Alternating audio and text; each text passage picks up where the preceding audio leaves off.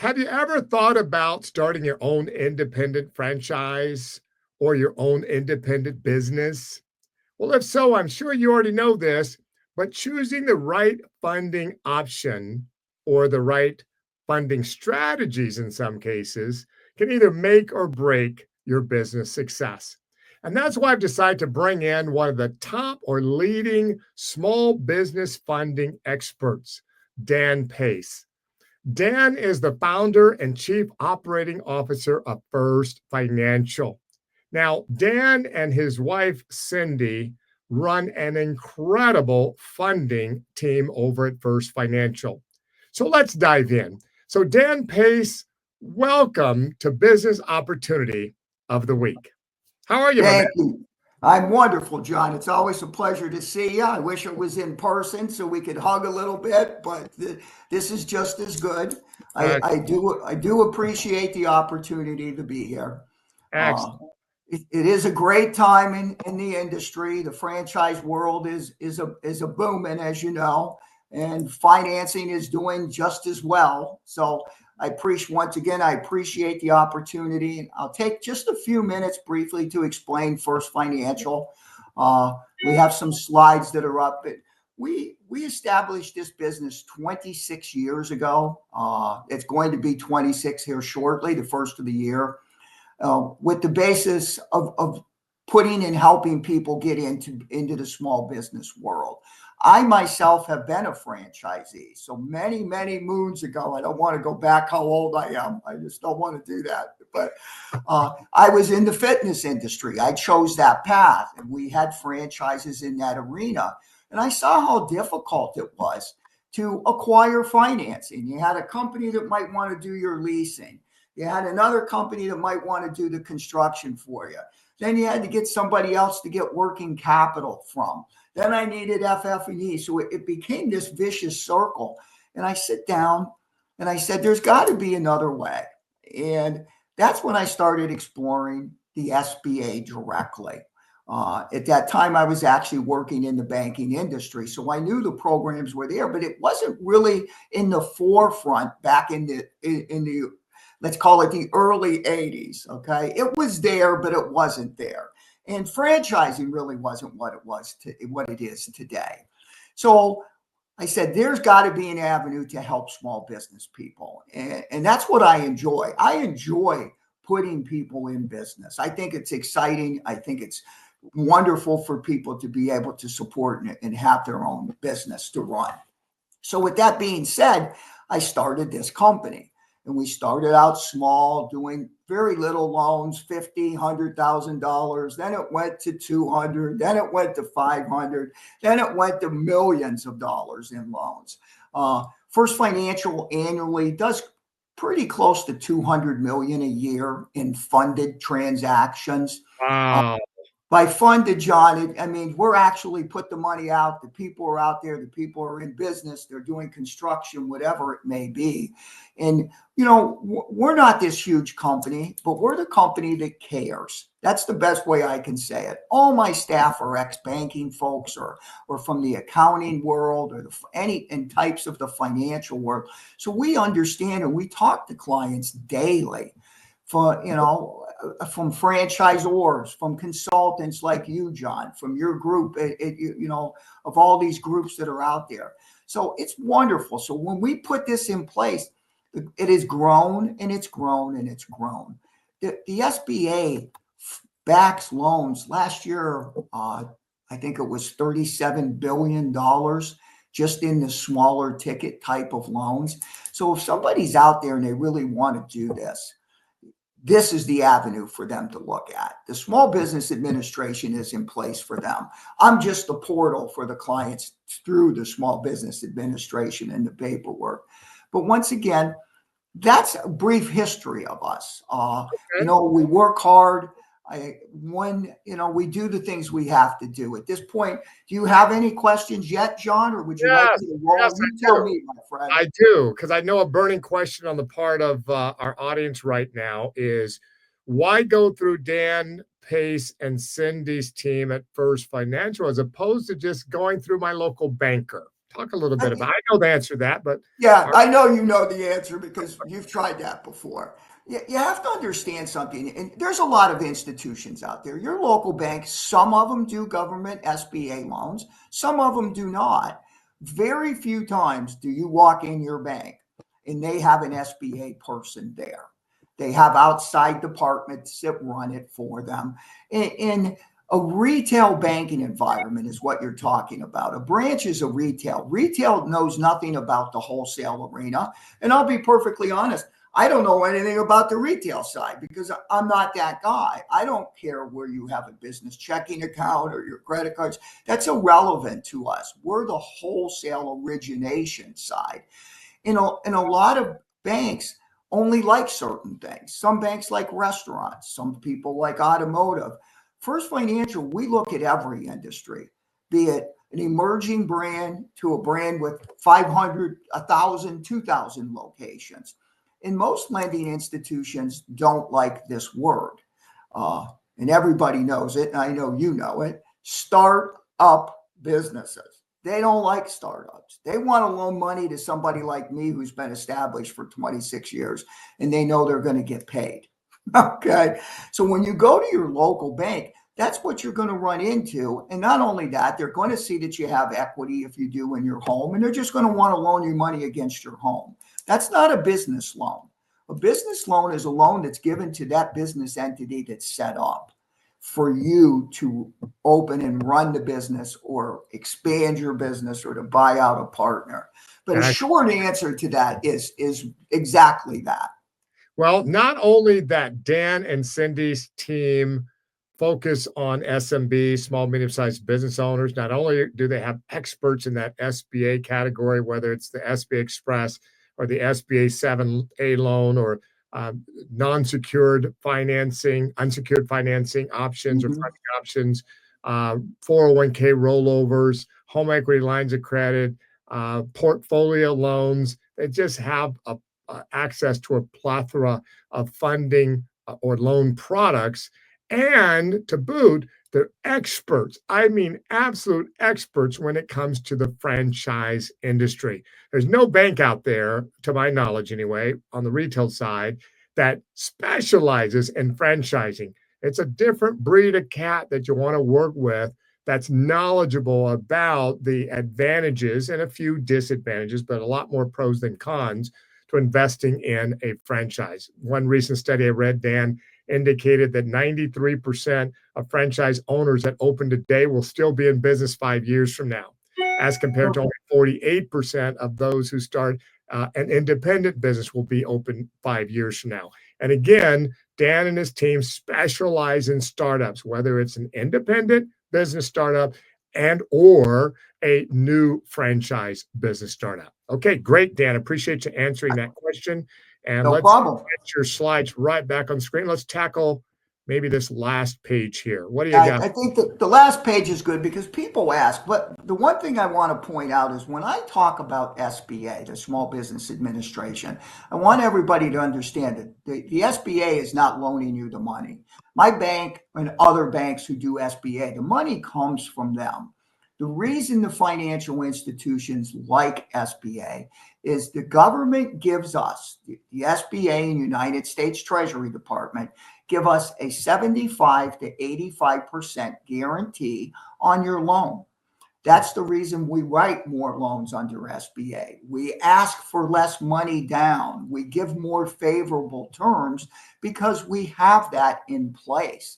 And our government has changed a lot of the things and we're improving. And now, new groups coming in here politically, we're going to see even more changes. But the SBA is an organization, and my bank is there to do these loans because you're looking at loans from anywhere from 10 upwards to 25 years. If you're purchasing a building, you can buy your building and put your business in and do it as an SBA loan. Your rates can be anywhere from prime plus 1.5 to 2.75. It just depends on the loan. We do smaller ticket loans from 150. The hottest product on the market right now is what we call the dream loan and the express loan. anything from $100,000 to $500,000. And this is very important. There is no personal collateral required. So what that means is I'm not putting a lien on your house. I'm not putting a lien on your stocks, your bonds. I don't want your artwork, your antique cars. Is all I want is that business to be the asset, along with whoever the ownership group is to personally guarantee the loan. So we're not tying up any of your personal collateral that you might want to use to grow something else or to expand your own personal net worth.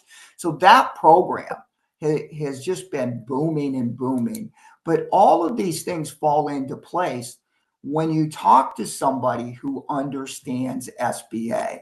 When you want to open up a business, you don't go to and borrow personal money and say, this is what I want to do. You talk to experts. I don't care if it's me at First Financial or my staff or any other group you go to. I'm not here to plug my company. I'm here to educate on these things. This is why you use these organizations. You take advantage of the government who's willing to do things for you, folks. And everything that you see here is included. We can do your working capital, your construction, your FF&E, all of your equipment, working capital, whatever you need to run that business, all under one loan, under one term of a period of 10. Excellent. Now let's talk just briefly, Dan, with the few moments we have left, about a typical down payment. I kind of use the analogy, if a person was going to buy a home for, let's say, 500,000, they'd want to put down, most bankers are going to want 20% down. So that's 100,000, which would be your down payment for the home. And then, of course, any banker is going to want to see you have something called post-closing liquidity of maybe another 10%, let's say. So that's another 50,000. So all in about 150,000 to buy that home. But we have franchise business models that range anywhere from 50,000 to $1 million or more and everything in between. So 300,000 is the sweet spot that will typically get you a meaningful franchise, for example. So in that scenario, $300,000 all-in price. If we did 20% there, then of course that's 60,000. Plus they're going to see you have some post-closing liquidity of maybe another 10%. So that's another 30,000. So for somewhere 75 to 100,000, we can get most folks who have a decent credit score. When I say decent credit score, I mean somewhere north of 680 to 700 plus, which most folks that we work with will have that. And the net worth number is going to be somewhere between 250 to 500,000 typically for that price range. So now, how do you see cash needs? There's different avenues of how lending institutions look at it. But if I stay to the guidelines of SBA, the least amount that we can take, that we have to get, is 10%.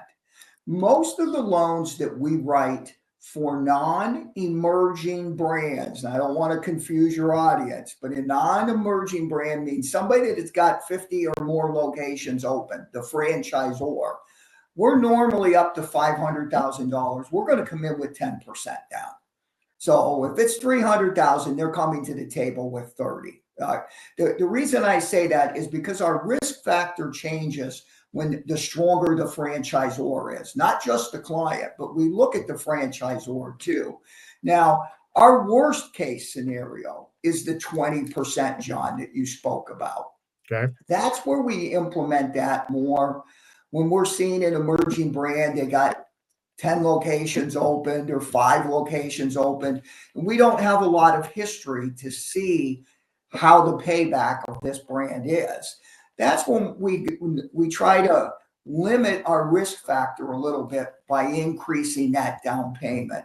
First Financial, my lending institutions, we never go over the 20% down. That's our max. I'm a firm believer, and I'm the guy who sets these. If I have to go over 20%, something's not right. And it takes away from the SBA process. Remember what that is. To get in with this little amount of money, to make it a long-term note with no prepayment penalties whenever you want to pay it off. When you start asking for 20, 30, 40, down, what's the sense of doing that? Something's not right. So I stick to that rule of thumb. It could be 10, could be 15. I just did one yesterday. It's 15.36%. Don't ask me how. It's just how the numbers came out, and that's what I needed. The client was very happy. So we did what we did. But that's basically how you want to look at it. Excellent, excellent. So in that case, 10% possibly, depending on if they've got 50 plus brand, you can see the historical payback return on the investment for all stakeholders involved, including the franchisor and the franchisee. What about post-closing liquidity in that scenario? 300,000, 10% down. And normally it's what you said, 10% is what we look for. But remember, we're not saying that it has to be liquid funds sitting there. It could be money in your retirement account. It could be stocks. It could be cash surrender value. We're giving you working capital for what you need to run the business. One thing I will never do is let a client go in undercapitalized. I'd rather you say no. So Dan, let me verify something for the audience and for my own edification. So I think I just heard you say that 10% post-closing liquidity could be in the form of 401k rollover or 401k stock, bonds, mutual funds, et cetera, et cetera. It does not have to be cash sitting in your savings and checking. Is that about right? Correct. Okay. Correct. Excellent. Excellent. Yeah, go ahead. That's what the reason we ask for post liquidity is very simplistic. What happens if we loan you X amount of dollars and 50,000, 100,000 of it is working capital, and you use that money, which you're entitled to do, but we want to make sure you just have a little bit left just in case you need it somewhere. It doesn't necessarily. Just like in the scenario of you buying a home, a banker's you got to have a little something left. You always want to say, yeah, John, you always want to be able to say, well, what if this does happen? What if this scenario does happen? Now you have it. Now you know you need it. We're not putting that money anywhere. We're just verifying that you have it, which is in. Many entrepreneurial types have a strong desire to start their own business. However, they're not sure of the exact way or ways to fund their franchise or their startup. And that's why I put together this comprehensive, innovative funding strategies guide. It's going to walk you through the most popular methods available today to fund your franchise or your startup. It's going to include explanations on the SBA Express, the SBA 7A, home equity lines of credit, unsecured funding, portfolio loans, 401k rollovers, and a lot more. Download your free copy by clicking in the link in the description below. That employer, but 401k plans from a former employee can be one of the most effective and efficient ways to fund a business or your new franchise that most people have never even heard of. And when they hear about it, some people think, "Oh my goodness, that's scary. We would never risk our 401k along those lines." But explain why it's such an effective funding strategy, A, and B, why when you look at 401k rollovers, it's an equity funding strategy as opposed to a debt funding strategy. It definitely is an equity funding strategy. Basically, what it is it's a legal, let's call it a legal form of tapping into your retirement account without paying penalties. You're moving those funds into a sub-C corporation, and that corporation then owns your business, that franchise that you're buying, and whatever you're going to be calling it. And there is no debt service on it. Realistically, you're taking your own money, paying for the business, and there is no payback on that. It is not a loan. It is your own money that you're borrowing.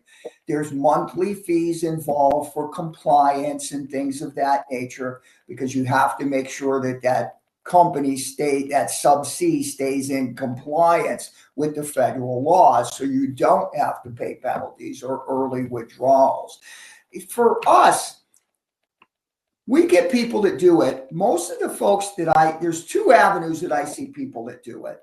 People that just want to purchase a very small franchise that fit all in, it's 50, 75, maybe 100,000. You see a lot of people that don't want the debt service, so we'll talk to them about that and see if that's what they want to do. The second avenue I see is folks that the only place they really have their liquidity if we want to call it liquidity, is in their retirement account, John. So, you'll look at somebody, I don't have a lot in my checking or savings. You brought up to 10 to 20% down.